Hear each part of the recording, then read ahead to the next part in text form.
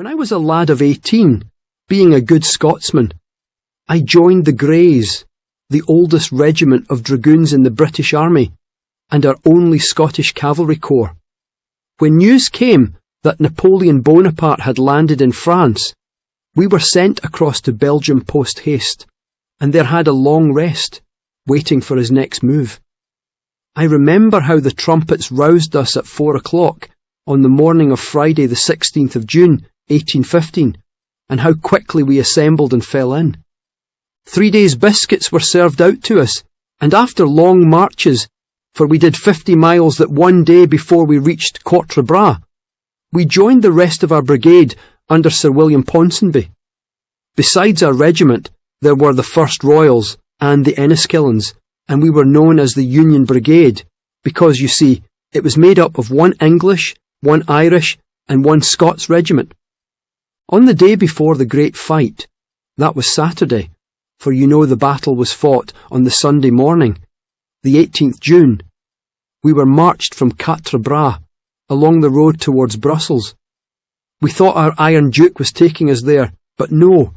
In a drenching rain, we were told to halt and lie down away in a hollow to the right of the main road, among some green barley. Yes, how we trampled down the corn. The wet barley soon soaked us, so we set about making fires beside a crossroad that ran along the hollow in which we were posted. No rations were served that night. As we sat round our fire, we heard a loud, rumbling noise about a mile away, and this we knew must be the French artillery and wagons coming up.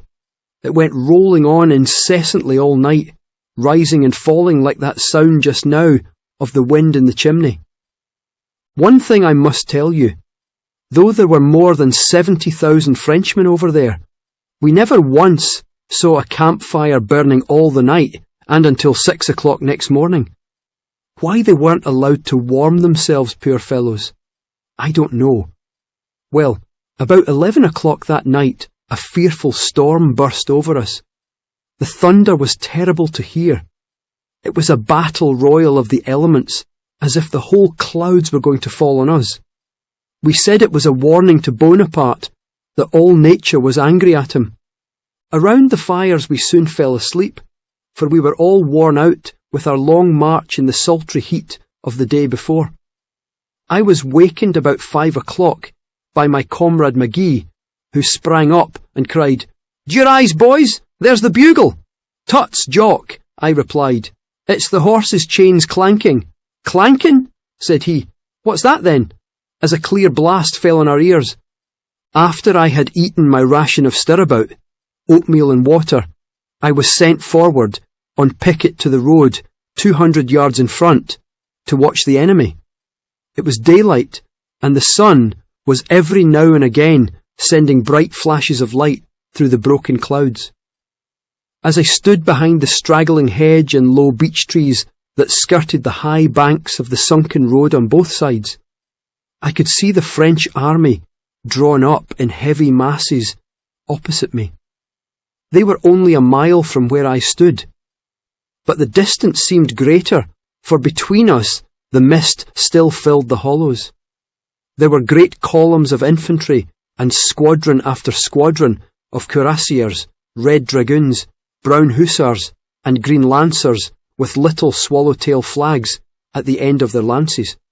The grandest sight was a regiment of cuirassiers dashing at full gallop over the brown of the hill opposite me, with the sun shining on their steel breastplates. It was a splendid show. Every now and then the sun lit up the whole country. No one who saw it could ever forget it. Between 8 and 9 there was a sudden roll of drums along the whole of the enemy's line, and a burst of music from the bands of 100 battalions came to me on the wind. I seemed to recognise the Marseillaise, but the sounds got mixed and lost in a sudden uproar that arose. Then every regiment began to move. They were taking up position for the battle. On our side perfect silence reigned, but I saw that with us too, preparations were being made. Down below me, a regiment of Germans was marching through the growing corn to the support of others who were in possession of a farmhouse that lay between the two armies. This was the farm of La Haye-Sainte, and it was near there that the battle raged fiercest. These brave Germans, they died to a man before the French stormed it at the point of the bayonet in the afternoon. A battery of artillery now came dashing along the road in fine style and passed in front of me.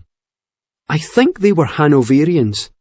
They were not British troops, but I don't remember whether they were Dutch or German. They drew up close by, about 100 yards in front of the road. There were 4 guns.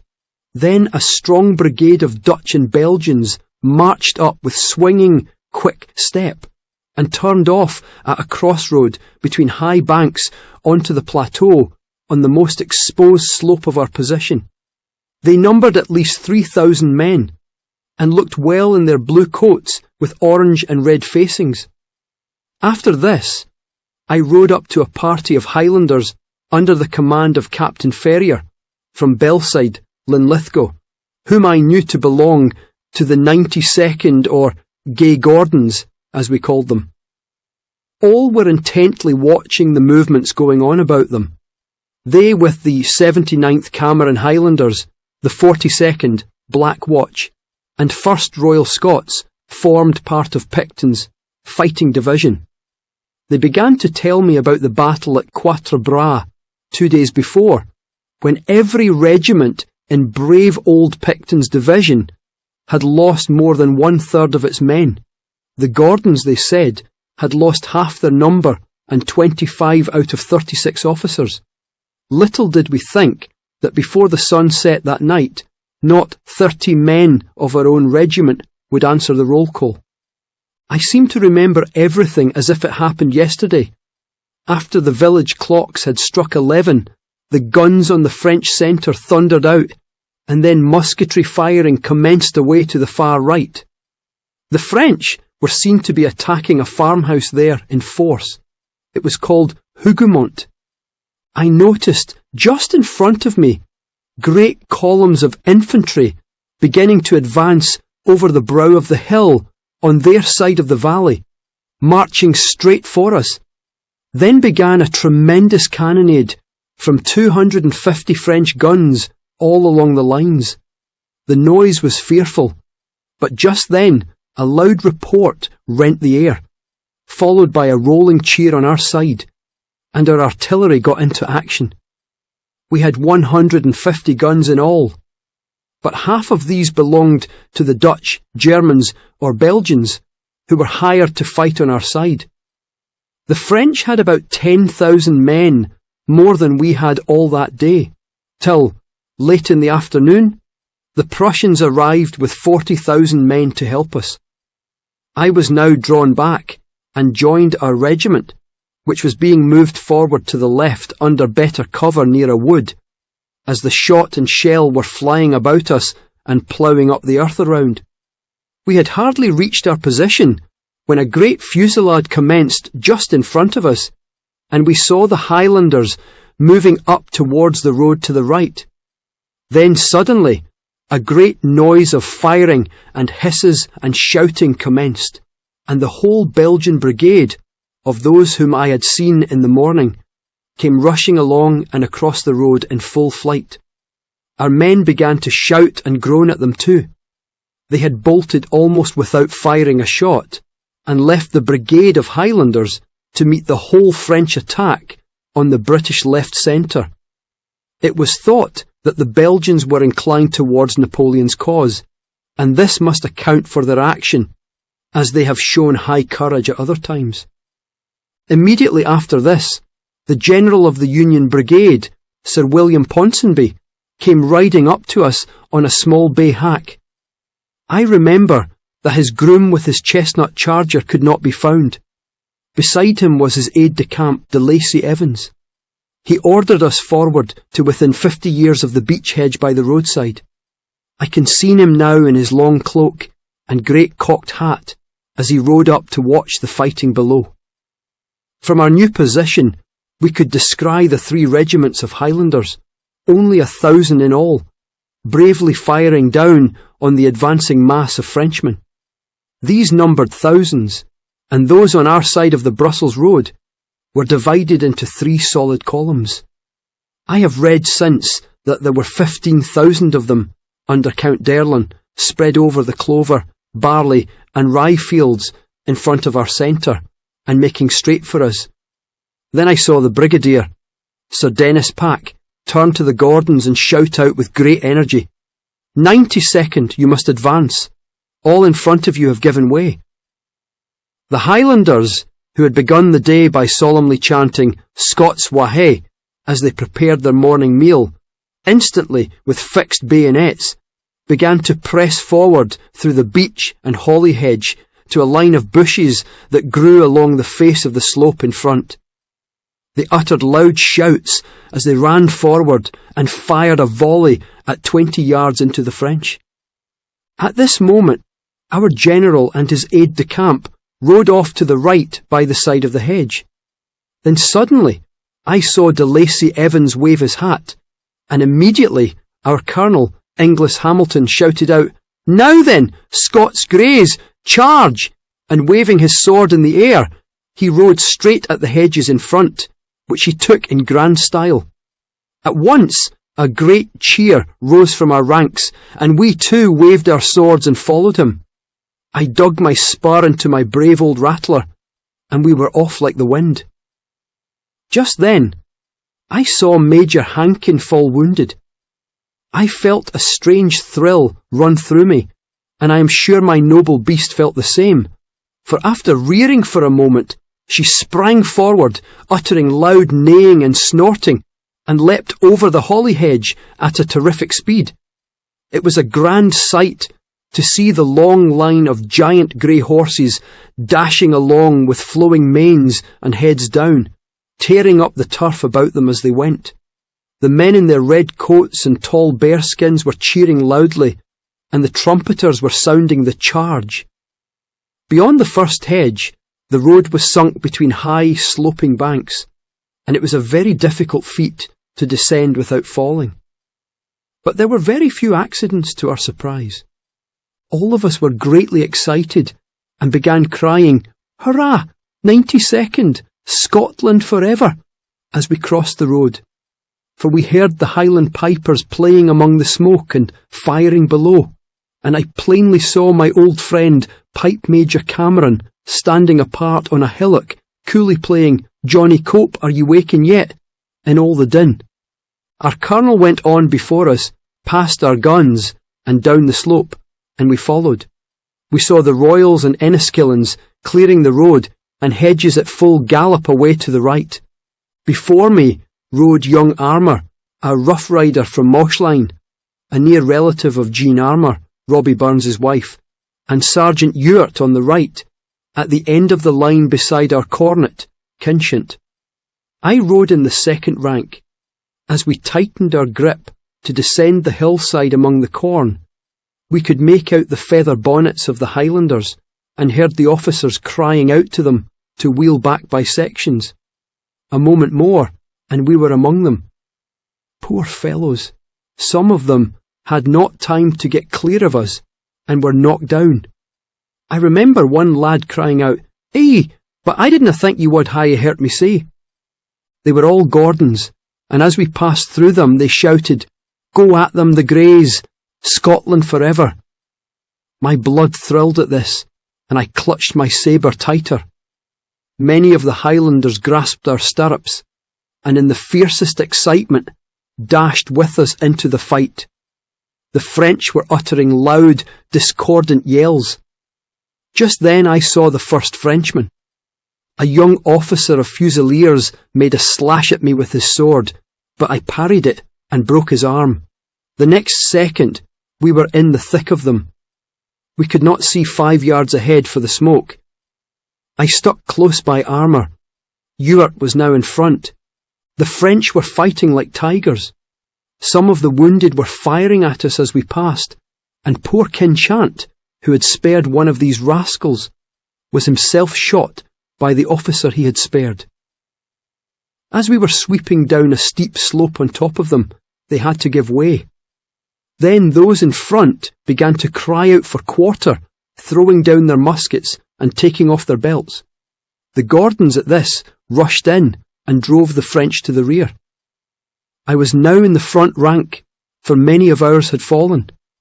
It was here that Lieutenant Trotter, from Morton Hall, was killed by a French officer after the first rush on the French. We now came to an open space covered with bushes, and then I saw Ewart, with 5 or 6 infantrymen about him, slashing right and left at him. Armour and I dashed up to these half-dozen Frenchmen who were trying to escape with one of their standards. I cried to Armour to come on, and we rode at them. Ewart had finished 2 of them, and was in the act of striking a 3rd man who held the eagle. Next moment I saw Ewart cut him down, and he fell dead. I was just in time to thwart a bayonet thrust that was aimed at the gallant sergeant's neck. Armour finished another of them. Our host here pointed out to his little company of intent listeners a print of the well-known picture of the incident which hung on the wall, and of which he was very proud. Then he continued, almost single-handed, Ewart had captured the Imperial Eagle of the 45th Invincibles, which had led them to victory at Austerlitz and Jena. Well did he merit the commission he received at the hands of the Prince Regent shortly afterwards, and the regiment has worn a French eagle ever since. We cried out, well done, my boy! And as others had come up, we spurred on in search of a like success. Here it was that we came upon 2 batteries of French guns, which had been sent forward to support the infantry. They were now deserted by the gunners, and had sunk deep in the mud. We were saluted with a sharp fire of musketry, and again found ourselves beset by thousands of Frenchmen. We had fallen upon a second column. They were also fusiliers. Trumpeter Reeves of our troop, who rode by my side, sounded a rally, and our men came swarming up from all sides, some Enniskillens and Royals being amongst the number. We at once began a furious onslaught on this obstacle, and soon made an impression. The battalion seemed to open out for us to pass through, and so it happened that in 5 minutes we had cut our way through as many thousands of Frenchmen. We had now reached the bottom of the slope. There the ground was slippery with deep mud. Urging each other on, we dashed towards the batteries on the ridge above, which had worked such havoc on our ranks. The ground was very difficult, and especially where we crossed the edge of a ploughed field, so that our horses sank to the knees as we struggled on. My brave Rattler was becoming quite exhausted, but we dashed ever onwards. At this moment, Colonel Hamilton rode up to us crying, "Charge! Charge the guns!" and went off like the wind up the hill towards the terrible battery that had made such deadly work among the Highlanders. It was the last we saw of our colonel, poor fellow. His body was found with both arms cut off. His pockets had been rifled. I once heard Major Clark tell how he saw him wounded among the guns of the great battery, going at full speed and with the bridle reins between his teeth after he had lost his hands. Then we got among the guns, and we had our revenge. Such slaughtering! We sabred the gunners, lamed the horses, and cut their traces in harness. I can hear the Frenchmen yet crying "Diable" when I struck at them, and the long-drawn hiss through their teeth as my sword went home. 15 of their guns could not be fired again that day. The artillery drivers sat on their horses, weeping aloud as we went among them. They were mere boys, we thought. Rattler lost her temper, and bit and tore at everything that came in her way. She seemed to have got new strength. I had lost the plume of my bearskin just as we went through the 2nd Infantry column. A shot had carried it away. The French infantry were rushing past us in disorder on their way to the rear. Armour shouted to me to dismount, for old Rattler was badly wounded. I did so just in time, for she fell heavily the next second. I caught hold of a French officer's horse and sprang on her back and rode on. Then we saw a party of horsemen in front of us on the rising ground near a farmhouse. There was the little Corporal himself, as his veterans called Bonaparte.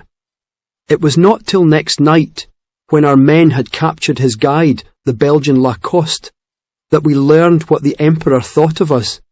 On seeing us clear the second column and commence to attack his 80 guns on the centre, he cried out, "These terrible greys, how they fight! For you know that all our horses, dear old Rattler among them, fought that day as angrily as we did. I never saw horses become so ferocious, and woe betide the blue coats that came in their way. But the noble beasts were now exhausted and quite blown, so that I began to think it was time to get clear away to our own lines again." But you can imagine my astonishment when down below, on the very ground we had crossed, appeared at full gallop a couple of regiments of cuirassiers on the right, and away to the left a regiment of lancers. I shall never forget the sight. The cuirassiers, in their sparkling steel breastplates and helmets, mounted on strong black horses with great blue rugs across the croups, were galloping towards me, tearing up the earth as they went, the trumpets blowing wild notes in the midst of the discharges of grape and canister shot from the heights. Around me there was one continuous noise of clashing arms, shouting of men, neighing and moaning of horses. What were we to do? Behind us we saw masses of French infantry with tall fur hats coming up at the double, and between us and our lines these cavalry. There being no officers about, we saw nothing for it but to go straight at them and trust to Providence to get through. There were half a dozen of us greys, and about a dozen of the Royals and Enniskillens on the ridge. We all shouted, "Come on, lads, that's the road home," and dashing our spurs into our horses' sides, set off straight for the lancers. But we had no chance. I saw the lances rise and fall for a moment, and Sam Tarr, the leading man of ours, go down amid the flash of steel. I felt a sudden rage at this, for I knew the poor fellow well. He was a corporal in our troop. The crash as we met was terrible. The horses began to rear and bite and neigh loudly, and then some of our men got down among their feet, and I saw them trying to ward off the lances with their hands. Cornet Sturges of the Royals, he joined our regiment as lieutenant a few weeks after the battle, came up and was next to me on the left, and Armour on the right. "Stick together, lads," we cried, and went at it with a will, slashing about us right and left over our horses' necks. The ground around us was very soft, and our horses could hardly drag their feet out of the clay. Here again I came to the ground, for a lancer finished my new mount, and I thought I was done for. We were returning past the edge of the ploughed field, and then I saw a spectacle I shall never forget.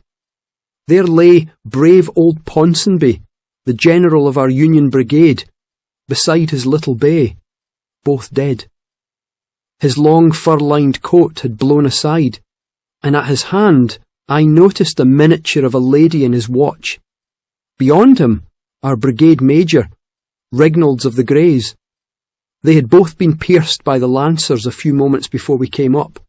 Near them was lying a lieutenant of ours, Carruthers of Annandale. My heart was filled with sorrow at this, but I dared not remain for a moment. It was just then I caught sight of a squadron of British dragoons making straight for us. The Frenchmen, at that instant, seemed to give way, and in a minute more we were safe. The dragoons gave us a cheer and rode on after the lancers. They were the men of our 16th Light Dragoons, of Vandeleur's brigade, who not only saved us, but threw back the lancers into the hollow. How I reached our lines I can hardly say, for the next thing I remember is that I was lying with the sole remnants of our brigade in a position far away to the right and rear of our first post.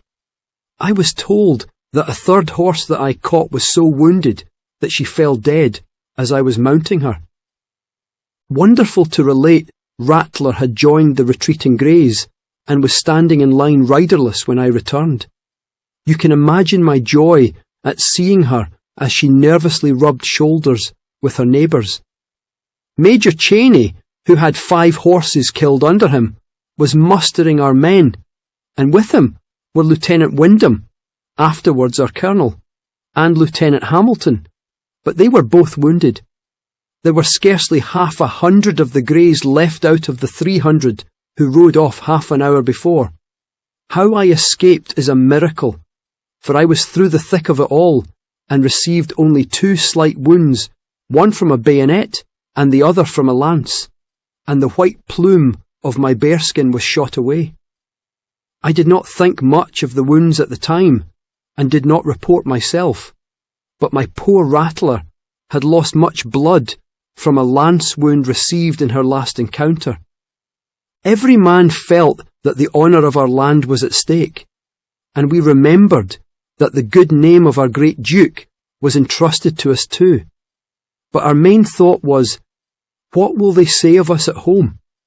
It was not till afterwards that we soldiers learned what the Union Brigade had done that day, for a man in the fighting ranks sees little beyond the sweep of his own sword. We had pierced 3 columns of 15,000 men, had captured 2 Imperial Eagles, and had stormed and rendered useless for a time more than 40 of the enemy's cannon. Besides, we had taken nearly 3,000 prisoners, and, when utterly exhausted, had fought our way home through several regiments of fresh cavalry. That, my friends, is why, from the Prince Regent to the poorest peasant, from the palace to the lowliest cottage, the name of the Union Brigade was honoured throughout the land.